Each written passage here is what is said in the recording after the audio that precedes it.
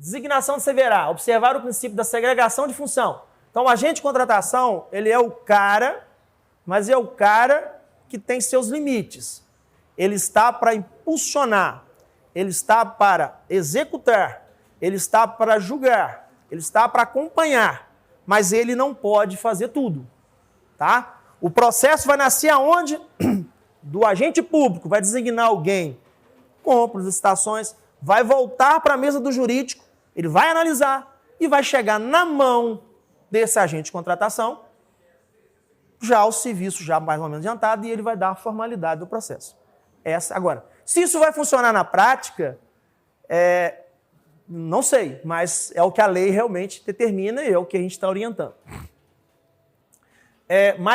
Designação de mesmo agente público para atuação simultânea em funções mais suscetíveis a risco, de modo a reduzir a possibilidade de ocupação de erros, de concordância de fraude na exploração. Então, o artigo 7º, parágrafo ainda de acordo com o parágrafo 2º do artigo em comento, deve-se resguardar a segregação de função relacionadas com o processamento da licitação, atividade de interesse aos órgãos de funcionamento jurídico, controle externo, tá?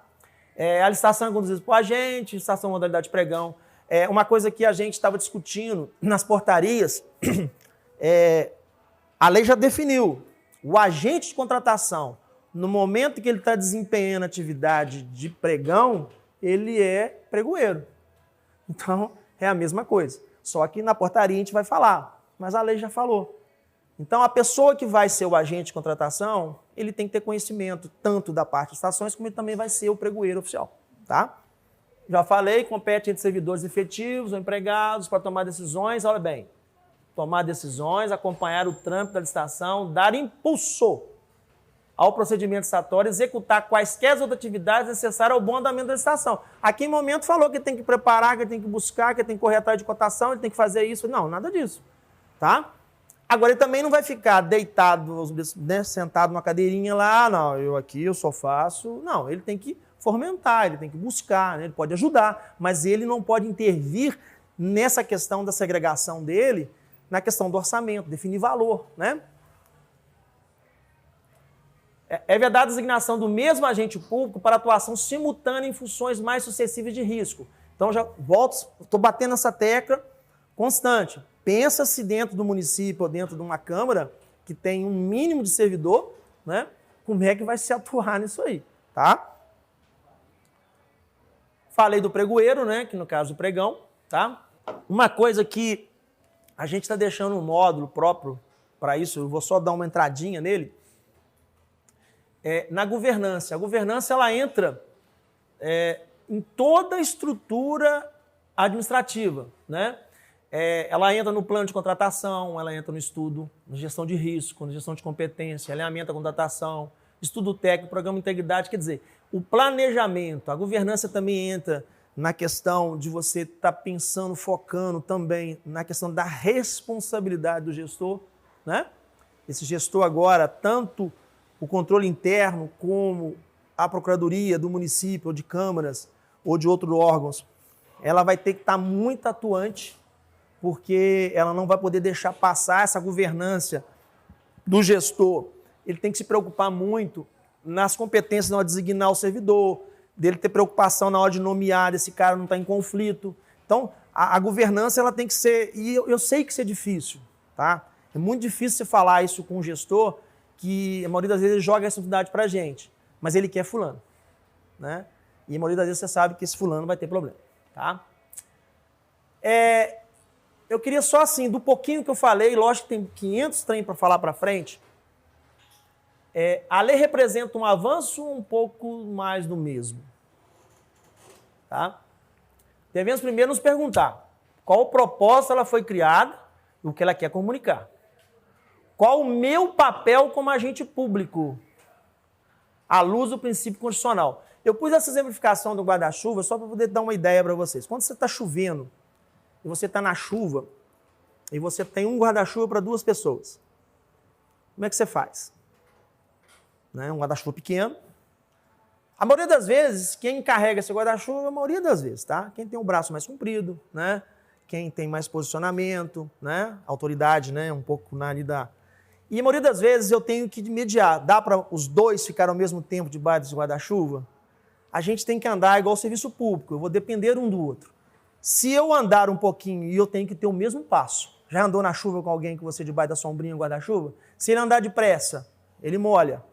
Se ele andar devagar demais, eu passo na frente dele. Então a administração pública ela vai ter que ter nessa nova lei um foco de vocês, que são gestores e estão trabalhando, nessa equalização, né? Porque se não funcionar essa equalização, vai dar problema. O passo vai alguém molhar. E tem hora, gente, que nesse guarda-chuva com chuva, você reparou que você uma hora põe o seu corpo um pouquinho mais para fora para molhar, para o outro não molhar? Tem hora que na administração pública a gente tem que também fazer isso. Deixar um pouquinho nossas vaidades, nossas ações e tentar fazer a coisa funcionar. Porque se eu não tiver esse controle, todos vão ser punidos. Todos. O procurador, o gestor de contrato, o membro da comissão de licitação, o membro de apoio, todos vão ser punidos. Então, assim, se não houver essa sintonia, né? Então, eu só coloquei isso aqui para a gente dar uma relaxadinha, tá? Uma coisa que a lei traz para a gente... Pode falar? Você acha que essa regulamentação, cada um trazendo a sua realidade, seria um avanço ou uma faca de dois gumes? Eu acho que uma faca de dois gumes, porque é um avanço, né? Porque vai deixar eu na autonomia de fazê-lo, só que o que acontece nós hoje, na administração pública, vocês que trabalham em câmaras, vocês têm uma mudança muito rápida de gestor, né? Tem câmara aí que troca em um ano. Então, quando você está quase entrando num ritmo, ela já fez uma eleição, trocou. E aquele gestor, ele faz uma mudança, por mais que vocês sejam efetivos, ele dá uma mudança dentro da estrutura. Então, se você não tiver uma regra, por isso que eu falo, vocês que são efetivos vão se capacitar. Porque capacitando não tem ninguém para ficar no lugar de vocês. Se vocês não se capacitarem, e a lei fala muito disso, e eu até já discuti isso com um prefeito de uma cidade aí, o TCU está batendo isso direto. Eu mandei para ele uns 20 acordos de capacitação. Não é só o que eu estou fazendo aqui, que é um demonstrado da lei, que a gente quer montar um outro módulo de compra direta, né, Ícaro? A gente quer fazer um módulo sobre contratos, que tem muita coisa no contrato que vai mudar, né? Então a gente quer fazer um outro módulo, mas aqui eu tive que mostrar para vocês essa lei, o mundo dessa lei de uma vez só. E para quem não leu e está com a cabeça doida, né? Mas o que você falou é verdade, é um avanço e um retrocesso ao mesmo tempo. Por quê? Ela vai dar uma discricionalidade da gente fazer o que quer, mas o gestor, na maioria das vezes, ele também vai ter uma interferência menor. Talvez ele também não tenha capacidade nem interesse. Também. Mas ele vai ser responsável. Isso, pelo menos ele vai ser responsável. Vai ser. E o jurídico vai falar agora sim, que o doutor Evandro sabe muito bem disso, a gente passa muito aperto em prefeituras, onde o gestor fala assim, eu quero dessa forma. Peraí, você quer dessa forma? Eu quero. Aí dá o soco na mesa, pá, eu quero dessa forma. Aí você deixa ele ficar nervoso, sai da sala, dá uma volta, dá uma rodada. Aí fala assim, rapaz, não faz assim não, você vai ter problema. Mas eu aqui, eu mando, eu faço. Não, calma, não é assim, porque você vai me pôr em risco. E a nova lei, você vai ter que falar com ele, olha. Eu trabalhei num município onde o prefeito, ele queria dessa forma assim, assim, assim. No dia que eu levei a primeira nota técnica para ele, que eu coloquei ele em risco, ele falou assim, eu não assino isso não. Eu falei, então como é que você quer que eu faça? Vamos chegar num meio acordo aí, né? Vamos chegar num meio acordo, porque se eu fizer, porque a gente, na maioria das vezes, parecista, a gente é um pouco folha de bananeira, né? Mas a gente também não pode ser uma folha de bananeira onde eu deixo essa folha de bananeira entrar numa ilegalidade. Porque eu estou colocando ele em risco e depois que ele sai, o doutor Evandro trabalha mais tempo em prefeitura, igual eu também trabalho, e vocês são jovens, né, doutor? Perto que a gente já trabalha, a Natasha agora está pondo experiência também nisso aí, o Alan, o Wallace e outras pessoas que trabalham nessa área, a gente sabe da responsabilidade o pós. Porque a maioria das vezes quando o prefeito sai, gente, e eu quero entrar no lançamento, porque eu quero sair um pouquinho desse assunto, a maioria das vezes quando ele sai, ele procura quem? Ele vai acima do secretário de administração que trabalhou com ele vai em cima do jurídico que trabalhou para ele vai na contabilidade, pelo amor de Deus, ô Laisa, acha aquele processo para mim onde está, preciso fazer uma prestação de conta, né? Ou compras ali, ó, você não acha bem aquele pedido que você fizer. Quer dizer, se não tiver essa junção, vai ter problema, tá? Vamos lá no orçamento sigiloso. A lei bate muito nessa questão e foi muito bom para a gente, porque nós tínhamos somente, a própria 866 já falar, a 10.520 lá, mas a gente tinha um problema muito sério da gente guardar. Eu faço uma pergunta para você. Você precisa comprar um computador aqui agora. Você sai daqui agora e vai em 4 lojas para fazer o orçamento, ou 3 lojas. Você compra na primeira loja que você entra? Não. Você mostra o orçamento para ele? Não. Você vai mostrar o orçamento para ele quando?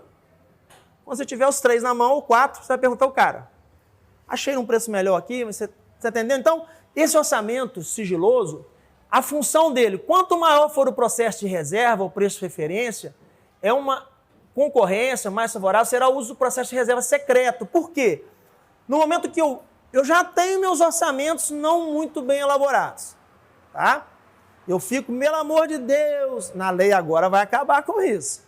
Mas na lei antiga, na 10.520, que ainda está em vigor, 866, pelo amor de Deus, cara, eu estou precisando de comprar isso, me manda 3 orçamentos aí, que é um absurdo, né?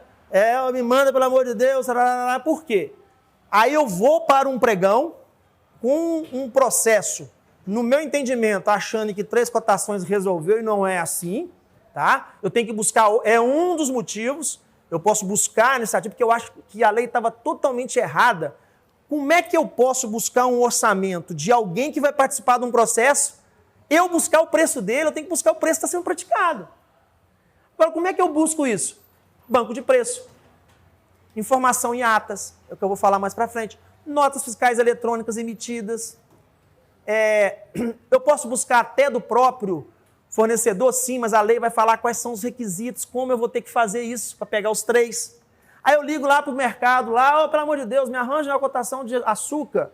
Pô, não é mais fácil eu pegar uma pessoa, mandar ele num carro, ir lá no supermercado, chegar na portaria do supermercado e falar, por favor, desculpa, eu sou da prefeitura fulano de tal, eu queria fazer umas cotações aqui. Beleza, entra, bate foto, anota. Aí eu vou olhar o produto de boa qualidade, porque eu tenho produtos porcarias, né? Você compra aquele papel higiênico que você licita lá para sua casa? Eu duvido. Aquele pó de café, que inclusive o secretário de administração lá deu a ideia, né? Da gente tentar canalizar os nossos cafés para a região do Parque do Caparaó, mas aí vai comprar num preço muito alto, porque você pegar um café mais baixo e pegar um café top, né? Aí eu vou poder jogar isso no preço. Então assim, gente, esse orçamento sigiloso que a lei está falando, não é eu esconder meu preço, porque eu não posso esconder meu preço para os órgãos externos, os órgãos de controlador, certo? Mas eu tenho que ter cuidado, que agora a lei está me dando esse direito. Inclusive, eu não sei se vocês já sofreram, quando você omite,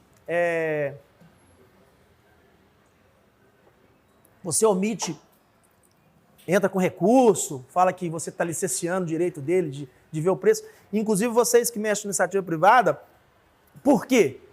Porque você que fornece, não pensa que você vai para uma licitação, você que é empresa, que vai para uma licitação, que você sabe que aquele preço está alto e você mantém o seu preço em alto, porque na hora de alguém fazer a denúncia, principalmente o MP, que ele olhar que aquele preço está subfaturado, a sua empresa na súmula, não me lembro bem a súmula, do TCU, joga você no mesmo barco, tá?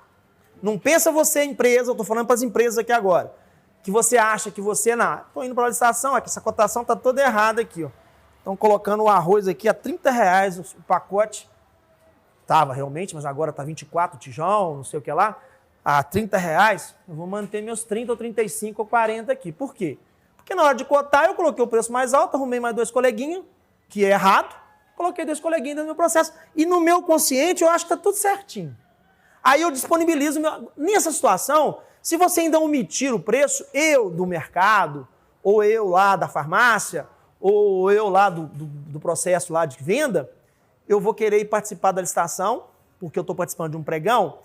Se for presencial, eu tenho que me preocupar nos 10%, né? Então eu tenho que ir no preço legal. Se for um pregão eletrônico, ainda menos mal, porque se ele for sistema aberto, que eu vou explicar a vocês mais para frente, eu vou entrar na sessão de lance mesmo com o meu preço mais alto. Mas se for aberto e fechado, eu vou ter que me adequar na hora que eu terminar minha sessão de lance. Mas isso é outros 500. A lei vai falar isso mais para frente, eu vou mostrar para vocês, que é a menor preço ponderado. A gente tem que entender que menor preço, mínimo, máximo, eu vou trabalhar com preço ponderado, é o que a Câmara trabalhou. Eu vou excluir aquilo que está muito alto e vou excluir também muita coisa que está baixo. Por quê? Senão eu vou haver um desequilíbrio, tanto na execução do processo, na execuidade, ou como no faturamento, que eu vou falar com vocês mais para frente sobre sobrepreço. Então tem que ter muito cuidado na hora de fazer o seu orçamento para soltar a sua licitação, que você está buscando a realidade. A Câmara agiu certo, porque se ela continua nesse processo, ela ia mascarar o processo. Aí eu aconselho vocês fazerem o quê? No momento que vocês retiram e fazem o preço ponderado, omite o orçamento. Deixa ele no termo de referência dentro do processo. E omite ele. Deixa o seu fornecedor pôr na cabeça assim, peraí, eu estou indo no escuro, eu tenho que colocar meu preço e valor de mercado. Então, assim, a lei trouxe esse benefício agora em lei para a gente. A Câmara agiu certíssimo. Tirou e trabalhou com o preço ponderado. Porque o preço ponderado eu vou tirar o mais baixo e vou tirar o mais alto. Porque senão ele vai interferir no meu preço. Mais para frente eu vou falar sobre isso, tá, Luan? Mas você está certo, vocês excluíram fora, faz a justificativa, né? E demonstra que agora corre-se o risco de você ir para a licitação e você não conseguir porque realmente os preços estão muito baixos. Né? Mas aí é outros 500. Né? Mas eu prefiro tirar ele fora, transformar o preço ponderado meu não mais em preço médio, mais ponderado, que eu faço a regrinha ali, né? Excluo o que está mais alto, faço o que você fez, faço uma certificação, vou dentro do processo. Uhum. Ah, tá. Sim. Então, gente, tão entendido que na lei agora me dá o direito, não mais o que estava na jurisprudência. Né? A lei me permite, né? O sigilo do orçamento parte da ideia que a fixação de preço máximo permitirá ao particular inflar artificialmente seus preços. O que é isso? Se eu demonstro, ele é esperto. Desculpa aí o pessoal do comércio, mas você trabalha. Né? Se eu tenho uma margem de gordura que eu posso cortar, eu vou lá para aquela licitação. Agora, se eu já estou entrando numa licitação onde eu percebo que a margem está um pouquinho alta, eu vou inflar, né? Artificialmente o meu orçamento. Então, a vantagem do orçamento sigiloso é esse. Né? Estimado o preço máximo sendo praticado normalmente no mercado. O sigilo de orçamento estimado para a contratação, quando reconhecido pela autoridade responsável pela licitação, não poderá ser imposto aos órgãos de controle interno. E isso saiu do RDC, gente. Isso aí saiu do RDC, essa maluqueza na construção dos trem aí que eles fizeram aí no Brasil. Né? A estrutura brasileira não sabia muito bem sobre os projetos, entre aspas, e vão omitir as planilhas. E vão mostrar para quem a gente quer.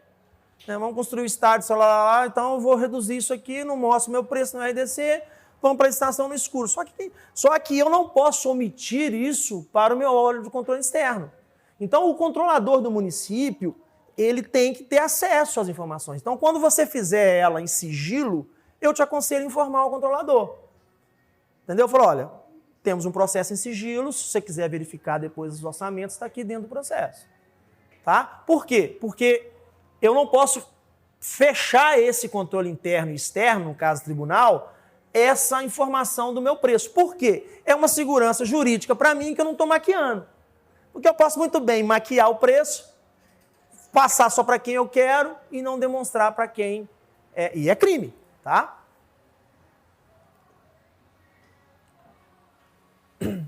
Olha o artigo 24. O orçamento será tornado público apenas imediatamente após a fase de julgamento da proposta. E o veto estava interessante. Eu só posso demonstrar meu preço não depois que encerra o meu julgamento de proposta. Eu só vou poder mostrar depois que acabou a sessão de lance, que não tem mais nada, acabou. Por quê? Porque a lei agora, mas eu vou falar daqui a pouco, ela fala que eu vou poder negociar ainda esse preço com quem ganhou e com quem está em segundo colocado, ou terceiro colocado, ou quarto colocado. Porque a gente tinha uma mania de frustrar processos de qualquer forma.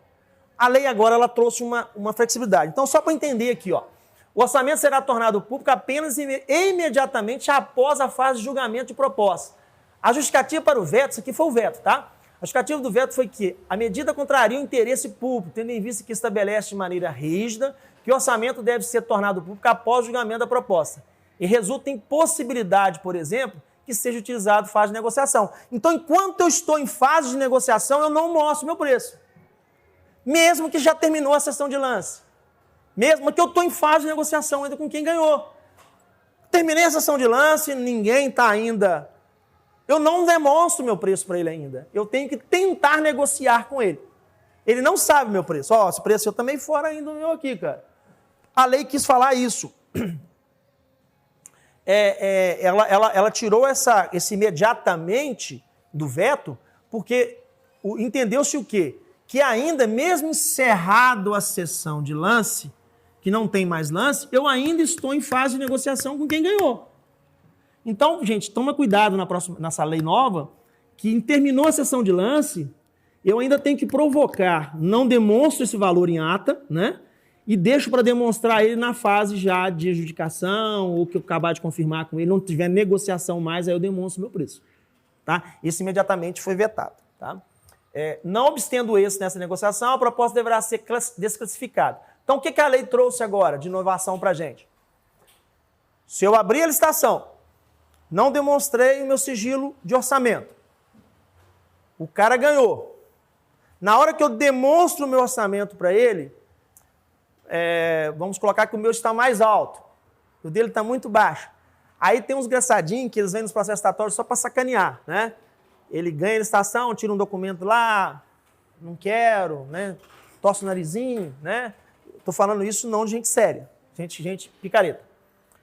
Eu não vou mais encerrar meu processo. Eu vou chamar na ordem de classificação quem quer cobrir. Quem quer me dar? Quem quer negociar com o meu preço que eu tinha orçado. Tá? Então, assim, a lei trouxe essa interpretação. A proposta que apresentar preço superior estimado à contratação será desclassificada. Essa classificação será conhecida após a administração negociar condições mais vantajosas com o primeiro colocado. Está no artigo 61. Então, por isso que fala, ó, não mostra seu preço agora não. Tenta negociar. Adotando igual procedimento com os demais, tá? Você vai fazer a mesma coisa com os demais. Seguindo a ordem de classificação promissória, até obter a proposta que atenda os requisitos mínimos do edital. Vamos supor que todos estão com valor acima e ele não chega no meu preço. Eu tiro ele fora, chamo o segundo, negocio com ele. Chamo o terceiro, negocio com ele. E vou comprar de quem me der a proposta melhor. Sim. Não. Com todos eles independente. Tá? Por isso que a gente quer dar um módulo específico, e eu estava falando isso com o Ícaro, a gente quer dar um módulo específico de concorrência e pregão. Porque essa lei ela trouxe e tira da sua imagem concorrência da lei antiga. Não tem nada a ver com a lei nova. Tá? Então, assim, essa interpretação, nós temos que pensar na proposta, no julgamento da proposta, então a gente quer fazer um módulo aí, mais especificado para fazer. Mas essa colocação do Ícaro é interessante, não se preocupa mais com os 10%. O que está preocupando aqui é buscar o melhor preço. Tá? A melhor proposta. Então, eu não vou acabar com o certame, transformar ele, como a gente tem mania de fazer, ele ou fracassado, né? Ou como é que a gente fala? Frustrado, né? Fracassado não versa ninguém. O frustrado, né? Porque os preços estão fora. Mas eu posso negociar. O negociando, ele me dá essa margem de negociação. Então, para vocês que são fornecedores, pensa-se nessa situação... Pega uma água para mim lá. Pensa nessa situação que você... Não quer dizer que você perdeu a licitação, que você está fora do jogo. Né? Você ainda pode ter a sua proposta refeita, reclassificada. Por favor, para mim. Gente, está indo legal? Tá? Eu quero que vocês critiquem, tá? Não tendo êxito nessa negociação, a proposta deverá ser desclassificada. Neste caso, encerrada a fase de julgamento da proposta, a administração deverá divulgar o orçamento estimado em homenagem ao princípio da o quê? Da publicidade. Sem esse princípio... Aí eu estaria omitindo, poxa. Né? Termina a sessão, ninguém... Não vou mostrar meu preço, não. Não, peraí, não. Fechamos aqui, não chegamos a um acordo nenhum. Agora eu quero saber qual é o seu preço. Você é fornecedor. Então, quando eu falo que vocês fornecedores têm que estar atentos, porque na nova lei agora eu falo, não, peraí, você me omitiu o preço. Beleza, encerrou a sessão de lance. Não houve negociação. Me fala seu preço. É aquilo que eu falei com vocês. Você vai comprar um computador. Você está com 3 orçamentos na mão. Você vai no melhor preço, né? Aí o cara fica puto com você. Porra, cara, você mostrou meu preço pro fulano lá, eu também fazia o preço dele. Não faz assim com a gente? A mesma coisa é a licitação. Tem que ter cuidado para isso não virar um pandemônio, né? Mas tem essa facilidade a fim de justificar a decisão tomada e permitir o licitante exercer direito de recurso à decisão proferida. Que pode ser que você estimou errado, realmente os preços não são de mercado e eu quero dar sequência com o meu processo. Então, eu demonstro o meu preço para ele. Então, gente, voltando, recapitulando. Imediatamente não quer dizer que eu termino a sessão e mostro. Eu só vou mostrar meu preço quando terminar a negociação. Tá? Tá legal aí, gente? Desde que justificado o orçamento estimado com ação poderá ser caráter sigiloso, né? O sigilo não prevalece para a ordem de controle externo. Na hipótese da ação que for adotado o critério de julgamento por maior desconto, olha bem, gente, isso aqui é interessante. Nas hipóteses da ação que for adotado o julgamento de maior desconto ou preço estimado ou máximo aceitável, constará de tal licitação. Eu não posso omitir nesses casos. Maior desconto, né? Preço estimado, eu não posso omitir, né? Não existe orçamento sigiloso, porque eu vou trabalhar com maior desconto, então tem que demonstrar o que é meu preço. Tá, gente? Tem umas suas regrinhas, mas também tem suas exceções. Ficou claro aí, né? Agora vamos dar uma entradinha. Então, gente, voltando atrás um pouquinho, nós já falamos da introdução da lei, falamos do caráter dela, do sigilo, falamos da responsabilidade. Agora a gente vai avançando um pouquinho